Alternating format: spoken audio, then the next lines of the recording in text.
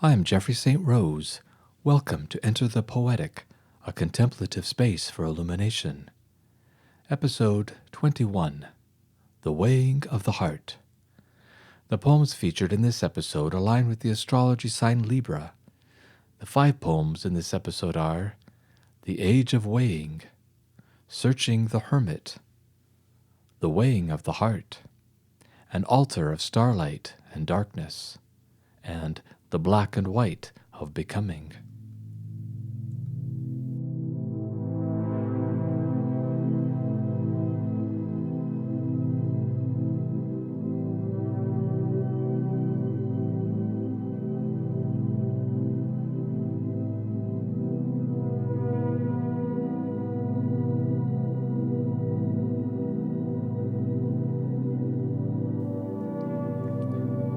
The Age of Weighing, Age of Libra, approximately 15,280 BC to 13,120 BC. In bear hides with harpoons and fur-heavy boots, we crossed the Bering Bridge, working bone into weapons, shaping hunting tusks, daggers of antlers, our souls carrying the cold, surviving ice that crowded and glimmered. We tasted the name of each place, and with mineral grist painted our language in caves, a long sentence of stags, cattle, and bulls. Living so solid within the earth, we weighed darkness and day with our rough hands stretched by the world's 2 ends.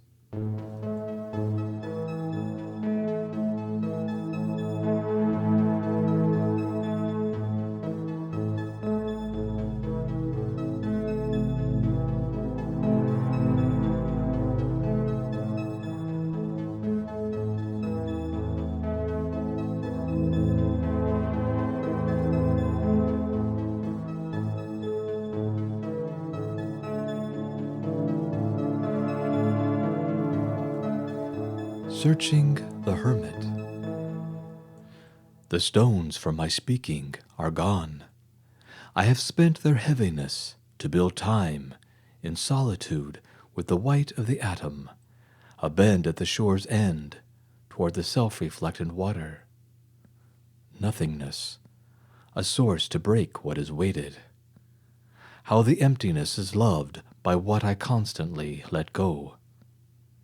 Here in my hut the ocean has made the great silence slides against the tongue, and finally speechlessness is the way to say everything.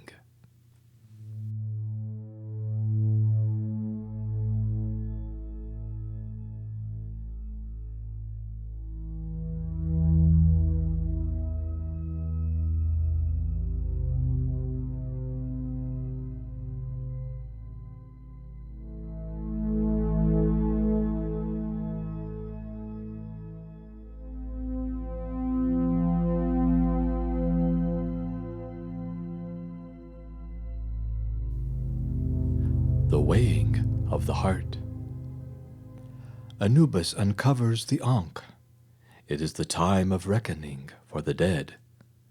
His upturned hands tremble like the scales of balance upon which an invisible substance has been thrust.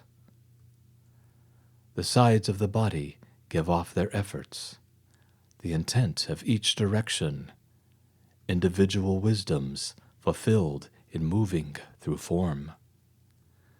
To enter the temple of Osiris, Anubis determines the worth of the works from what the heart cannot keep hidden. It is no secret. The heart is weighed by what it has and has not said. The senses are read by a god with the black head of a jackal to see if the load borne by the heart is less than the measure of one feather.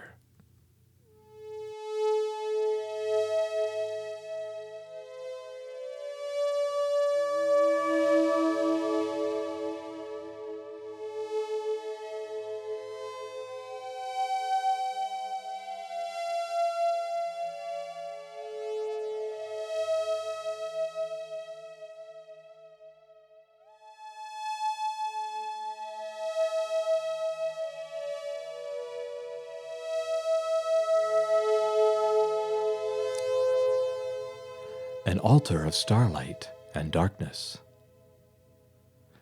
the black of the sky and the white tides, the white sky and the black of the tides. After I closed my eyes, I closed them again. On the altar of opposites, starlight and darkness, settling their distances with silence and space.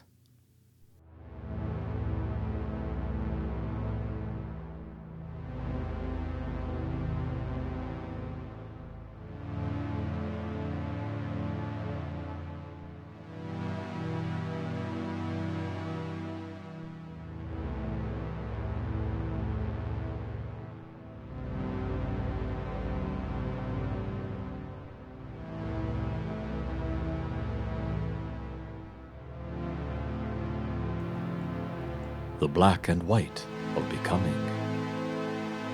1. The darkness is holding all our forms. Let us in immensity enter that black absolute, exchanging skins of vastness, hidden, still, and mute. 2. The white lotus flares its chaliced blades, arisen from the lake, after keeping graves with moss and roots through a blind age, when the nymph's face slept on the water for 1,000 flowerings, the dim shipwreck of her shoulder needing a cave in the stone. 3. By the black speed of leaving, we have flown the stairs of horn and bone, past the cast faces of the watching gargoyles, taking and shaping the grotesque, so we may step free with whispered deliverance, leaving our demons upon them as they surround us, bloated and horrored with grace equal to holiness. 4. The swan has returned to the banks of the Shannon, where I always knew it would appear again. Still unattached to the water it floats in, more serene than I remember, not carrying an anchor against its whiteness as it glides between river and sky. 5. If what is not divine may hide in what is divine, then doves may hide in darkness, love in devils, and the sea prowl through shadows, purling a song it learned from the birds on the 1,000th night of its last sorrow. 6. As wailing gulls circle the scraps of sand, here at the edge of the lake, let the body wade and wake, shake from it all that is leaving. Go toward the miracle waiting into some ungazed amazement. 7.